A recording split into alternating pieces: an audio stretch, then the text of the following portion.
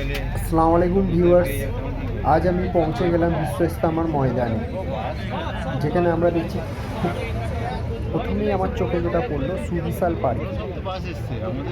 এই parking area দেখেই বোঝা যায় যে কত মানুষের সমাগম হবে আজ এই বিশ্ব ইস্তেমা।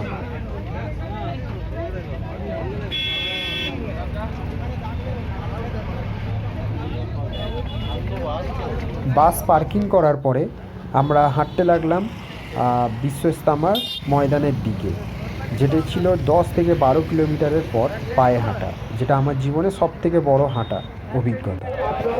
তো আমরা মাঠের কাছাকাছি অংশে এসে পৌঁছালাম। এখন আমরা বিশ্ব ইস্তেমার ময়দানের অনেকটাই কাছাকাছি অংশে আছি, আরও কিছু পথ হাঁটতে হবে। তার আগে আমরা দেখলাম একটা পুকুরের মধ্যে অনেকে অজু করছে। আপনারা দেখতেই পাচ্ছেন যে কত মানুষ একসঙ্গে বিশ্ব ইস্তেমার দিকে এগিয়ে চলেছে। এখন আমরা পৌঁছে গেলাম বিশ্ব ইস্তেমার শেষ প্রান্তের দিকে।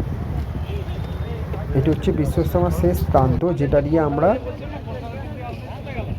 বিশ্ব ইস্তেমার দিকে ঢুকলাম।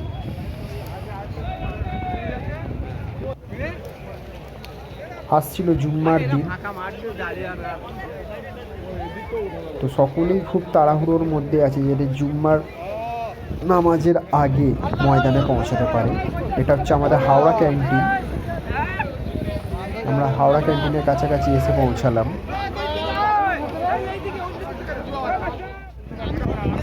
এই যে গাড়িটি সামনে দাঁড়িয়ে আছে,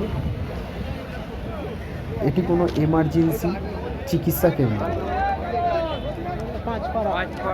সামনেই আছে আমাদের হাওড়া ক্যান্টিন। পদ্মপুকুর হালকা, সাঁকড়াই, পদ্মপুকুর সমস্ত আট।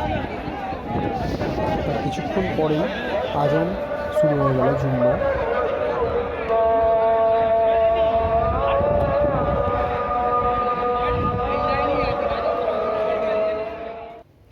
এরপরে জুম্মার নামাজ সেরে ফিরে চললাম বাড়ির দিকে।